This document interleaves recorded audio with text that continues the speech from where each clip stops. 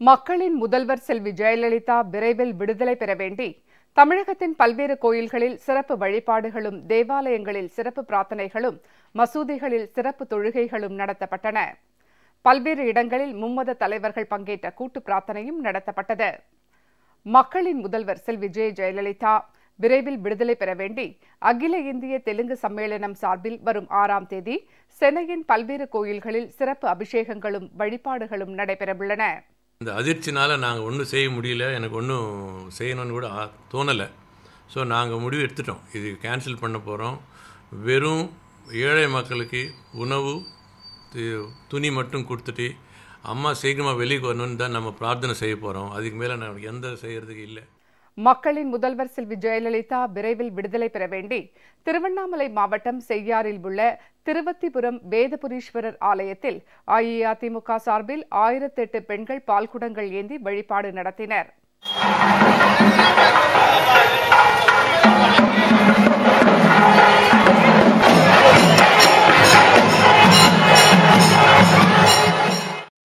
இதேபோல் பந்தவாசி நெடுஞ்சாலைத்துறை அலுவலகத்திலிருந்து 1008 பெண்கள் பால்குடங்கள் ஏந்தி ஊர்வலமாக சென்று ஜலகண்டேஸ்வரர் திருக்கோயிலில் சுவாமிக்கு பாலபிஷேகம் செய்து வழிபட்டனர். ஆரணியில் அரியாத்தம்மன் கோயிலிலிருந்து பெரிய மாரியம்மன் கோயில் வரை 1008 பெண்கள் பால்குடம் ஏந்தி மாரியம்மனுக்கு சிறப்பு அபிஷேகம் செய்து வழிபட்டனர். சேத்துப்பட்டு பழம்பேட்டை முத்துமாரியம்மன் திருக்கோயிலுக்கு 1008 பெண்கள் பால்குடம் எடுத்து வந்து மாரியம்மனுக்கு சிறப்பு அபிஷேகம் செய்து வழிபட்டனர். மக்களின் முதல்வர் செல்வி ஜெயலலிதா விரைவில் விடுதலை பெற வேண்டியும் மீண்டும் ஆட்சி பொறுப்பேற்க வேண்டியும் கன்னியாகுமரி மாவட்டம் அழகிய மண்டபம் அருகே உள்ள ஆதரவற்றோர் இல்லத்தில் ஏராளமான பெண்கள் மற்றும் சிறுமிகள் தொடர் பிரார்த்தனையில் ஈடுபட்டு வருகின்றனர். நாகர்கோவில் புனித சவேரியார் தேவாலயத்தில் நடைபெற்ற சிறப்பு பிரார்த்தனையில் பள்ளி மாணவ மாணவிகள் உட்பட ஏராளமானோர் பங்கேற்றனர். அன்னம் விட்ட அன்னபூர்ணி புரட்சி தலைவி அம்மா அவர்கள் மீண்டும் வருவதற்காக நாங்கள் அனைவரும் பிரார்த்தனை செய்கிறோம். எனக்கு அம்மாவை மிகவும் பிடிக்கும். அதனால் நான் புரட்சி தலைவி அம்மா அவர்கள் மீண்டும் வருவதற்காக நான் பிரார்த்தனை செய்கிறேன். நாகை மாவட்டம் திட்டச்சேரி பள்ளிவாசலில் சிறப்பு தொழுகை நடைபெற்றது. முன்னதாக இஸ்லாமியர்கள் மற்றும் பொதுமக்கள் பங்கேற்ற அமைதி பேரணி நடைபெற்றது. காஞ்சிபுரம் மாவட்டம் குன்றத்தூர் அருள்மிகு முருகன் கோவிலில் நடைபெற்ற படிபூஜையில் அமைச்சர்கள் திருமதி ப வளர்மதி, திரு TKM சின்னையா ஆகியோர் பங்கேற்றனர். சிறப்பு பூஜைகளும் நடைபெற்றது. உத்திரமேரூர் அருள்மிகு துர்க்கையம்மன் கோவிலில் நடைபெற்ற குத்துவிளக்கு பூஜை மற்றும் சிறப்பு அபிஷேக வழிபாட்டில் ஏராளமானோர் பங்கேற்று செல்வி ஜெயலலிதா விரைவில் விடுதலையாக வேண்டிக் கொண்டனர். தருமபுரி மாவட்டம் பாரதிபுரத்தில் உள்ள அரசு போக்குவரத்து கழக அலுவலகம் முன்பு அண்ணா தொழிற்சங்கத்தின் சார்பில் ஏராளமானோர் வாயில் கருப்பு துணி கட்டியும் மெழுகுவர்த்திகளை ஏந்தியபடியும் அமைதியான வழியில் போராட்டம் நடத்தினார்கள். மொரப்பூர் அருகே பாப்பிச்செட்டிப்பட்டி உள்ளிட்ட பல்வேறு கிராமங்களில் ஏராளமான பொதுமக்கள் மெழுகுவர்த்திகளை ஏந்திக் கொண்டு அமைதியான வழியில் அறப்போராட்டத்தில் ஈடுபட்டனர். தேனி மாவட்டம் பெரியகுளத்தில் உள்ள போக்குவரத்து கழக பணிமனை முன்பு ஏராளமானோர் மெழுகுவர்த்தி ஏற்றி நூதன போராட்டத்தில் ஈடுபட்டனர்.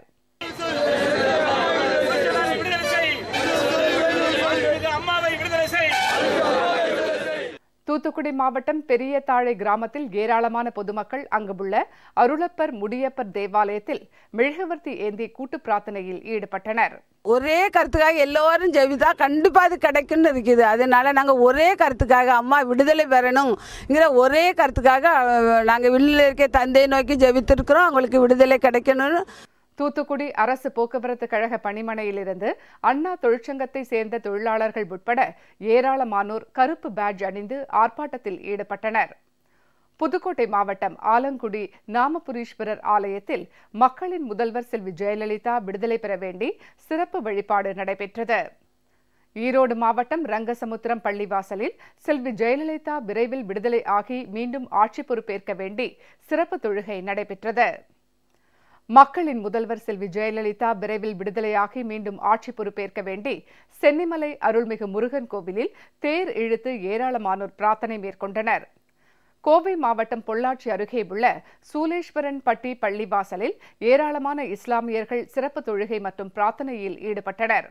இதேபோல் மதுக்கரை ஒன்றியத்துக்குட்பட்ட ஒற்றைக்கால் மண்டப பகுதியில் உள்ள புற்றீஸ்வரர் கோவிலில் சிறப்பு யாகம் மற்றும் கலச பூஜைகள் நடைபெற்றன. திருவண்ணாமலை மண்டல சிட்கோ பணிமனை முன்பு நூற்றுக்கணக்கான அண்ணா தொழிற்சங்கத்தினர் மெழுகுவர்த்தி ஏந்தி சிறப்பு பிரார்த்தனை செய்தனர்.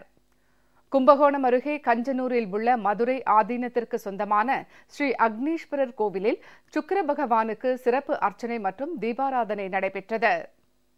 புரட்சித் தலைவி அம்மா அவர்கள் அனைத்து வழக்குகளிலிருந்தும் விடுபட்டு மீண்டும் தமிழக முதலமைச்சராகி ஆன்மீக அருளாட்சி வழங்கி தமிழகத்தில் சிறப்பு செய்ய பிரார்த்தனை செய்து குருமகா சன்னிதான அவர்களுடைய உத்தரவு கிணங்க இங்கே சிறப்பு வழிபாடுகள் அனைத்தும் நடைபெற்றது.